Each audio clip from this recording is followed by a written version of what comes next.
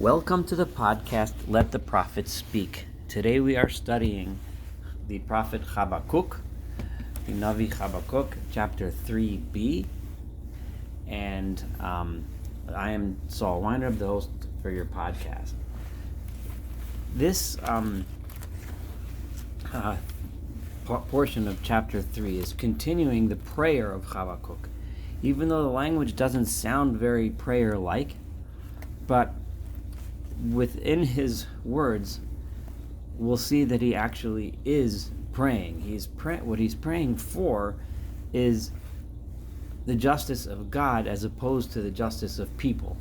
Now, for those of you that have been studying this book, Habakkuk, until now with us, you would have seen that the idea that when a human entity, such as in this particular case, the king of Babylon, is given permission by God to be an instrument of punishment, that the person carries out that punishment indiscriminately, and God allows him to destroy even the just together with the unjust, the righteous together with the not righteous. However, Habakkuk is trying to emphasize that God's justice, when God himself metes out justice, that it's done properly. When I say properly, I mean what appears to us as being properly, in the sense that the those that deserve to get punished do, and those that do not deserve to get punished do not. In this next, in the portion we just had before, Habakkuk, in the first part of chapter 3, the prophet pointed out to us that the only way real justice will happen on this world with people is if the entire world sees and knows the true ultimate justice of God himself. That once all human beings in all the countries learn that and see that and know that, then even when human beings treat each other, they will treat each other in a just and righteous way. In this portion of the chapter, Habakkuk is openly comparing the way that God metes out justice versus the way that human beings do. I'm going to make several points that are important for us to remember as we read the next several verses until the end of Habakkuk, and will help us fully understand what message he's trying to convey.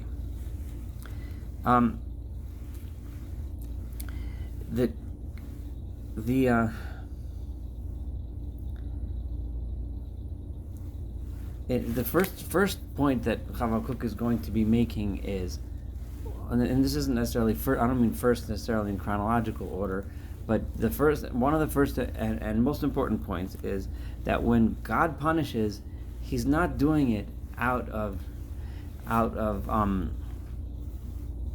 anger at the innocent, but rather his anger is directed only at the guilty, and he is doing it for the purpose of delivering the innocent, of redeeming the innocent. So God is actually, when he's angry, his anger is not just a overwhelming anger at everything, but rather it's an anger specifically at those that are guilty, while he's trying to save those that are innocent. The symbol of innocence that Habakkuk is going to use is the symbol of of nature itself, the entire world of creation. Nature itself, other than human beings, are all subject, of course, to God's God is the creator, subject, of course, to God's will, but they are never the recipient. God is never angry at the world, at nature itself. So nature is the example of that which is completely innocent. Okay? Now, if you remember that, and also nature always will do God's bidding. Nature will always listen, but nonetheless, Habakkuk is going to point out that nature still trembles in awe of God. Okay? This is the in the same sense, Habakkuk is going to tell us that when an individual looks at God, he should also think in the same way that nature does. And remember that I can tremble before God, I can be in awe of God, I can be in fear of God, but still I can be happy that it is God who is going to ultimately do justice, both for me and not for me, that his purpose is in order to save me as a just and righteous person, assuming of course that you live that way, and his purpose is to punish those that torment me. And the same way that the innocents of the world can look at God and both tremble, but still at the same time be confident and know that nature is not going to be the recipient of God's wrath. So, knowing these things in mind, we can now look at the verses, and we're going to start with verse 8. Havine harim chara Adonai, imban harim apecha. Is God's anger directed at the rivers? Is your anger flowing through the rivers? Is that where it is? Im bayom evrosecha? Is your anger in the sea, or is your anger towards the sea? In other words, no, your anger is never at or towards the river or the sea as a representative of nature. However, why? Because they are never the recipient of your anger. They just do their bidding. They don't have choice to be good or bad. They are never the recipient of anger. Ki tirkav al susecha, when you, God, ride upon your horse, markevotecha, and your chariots, Yeshua, are coming to bring deliverance. You're coming to save. You're coming to help. God, when you come, even with all of the wrath and anger and so on, the purpose of it is ultimately deliverance. Is your anger against the sea or the river? No. Rather, erya teor kashtecha. These words mean, area is a language that the commentaries and translators generally understand to mean it is open, it is revealed. Your bow, in other words, the targets of your bow, and your bow itself is out in the open. It's revealed, it's clear, it's understood. Your bow has an actual target. It's not indiscriminate destruction. It has a target. Shivuos matos omer. Now this is shivuos matos. The word matos some understand it here to mean tribes, but it also others understand it to mean the rod, the stick with which you punish, the stick with which you wage war. So shivuos matos omer. When your sticks of punishment, your weapons of God are shivuos, they are sworn, they are clear, they are absolutely going to a specific place. This are the things that you say, God, right, are specific rods, they're specific arrows, they're aimed at a specific place. Because when God comes to mete out justice, it's not indiscriminate, it's not aiming only at it's not indiscriminate justice, but rather it is very discriminating. It's very specific. Neharos tivaka oretz. And those rivers that you aren't angry at, they will bow to your will, and they will go and flow and burst forth through the earth, because they are not the recipient. Ra'ucha, they see you. Yochilu harim. When they see you, the mountains are afraid. They tremble. Zeremayim avar, and we see the water trembles before you too when an ongoing rush of water comes and passes us. Nosan tehom kolo, and the depths bring out the roar and the rush of the sea, the sound, the overwhelming sound. Rom yodehu nasa, Rom, the heavens, they carry the strength of your hand, God. They all tremble in your wake. They are afraid, but they do your bidding. Shemesh yoreach amad zivula. The sun and the moon stand in their places. They stand in their places in front of you, God. They do their bidding. However, you're just like we said before, eryote or kashtecha. Your bow is lit up. It's open. It's revealed. And shavuos matos omer. And your sticks have a very clear target. They're a very specific target. Also, la'or, we're in verse 11 now, la'or chitzecha yahalechu. Your la'or, by light, your arrows will go. Your arrows are lit up. Their path is clear. Their path is obvious. Linoga birak chanisecha. the spear and the flash of your spear is bright, it's loud, not loud, it's bright, it's clear, it's obvious, it has an actual target. Your target, God, is specific. This verse, Lenoga, should remind us just several verses before, Venoga ka'ortihiyeh, that when God's justice is revealed in the world, it's revealed like light that everyone can see it. B'sham chavyon uzo, Habakkuk said in verse 4. That is God's strength. The mightiness, the greatness of God is that when He reveals His justice, it's specific, it's clear, it's obvious. He's clearly doing something. Bizam titzad aretz. When you are angry, you step upon the land, you walk upon the land. Be'af todush goyim. And in anger, what do you destroy? What is it that you're destroying? Nations. Which nations and why? How do you choose? Right? How do you choose where the arrows are directed?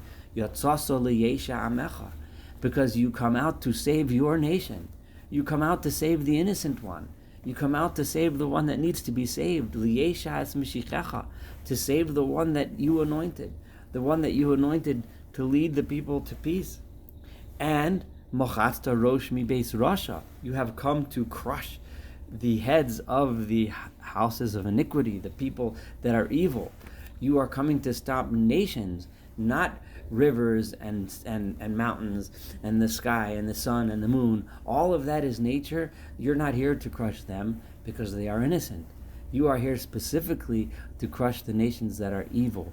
Oros yisod ad tzavor sela. You are here to destroy from the foundation all the way to the neck, all the way to the top. Sela, that is your goal. Your goal is to come and destroy and step on the nations that are evil and come and save the ones that are righteous and just. Now, Habakkuk takes a little bit of a change and he switches. And so just like this is true on the macro level, on the level of the sun and the moon and the stars and all of nature and all of the world, that trembles before God, but nonetheless is not afraid of God, and nonetheless is happy to do God's bidding, right? The same way I, meaning Habakkuk the prophet as an individual, is also, I tremble and I am afraid when God's justice comes, in awe of the immense power and mightiness and overwhelming greatness of God. On the other hand, I am also happy. I'm happy to do His bidding and do it because I know that ultimately He is here to do justice and destroy the evil one and save the righteous. So he continues, and this is verse 14. Nokavto bimatov rosh pirazov. And now this word is the same word matos that we saw before when we said shavuos matos omer. That when God sends out with His word rods of punishment, rods meaning the kind of rod used as a weapon. He's saying the same thing over here. With those rods, matov, the same word, you break holes in the heads of the ones who are his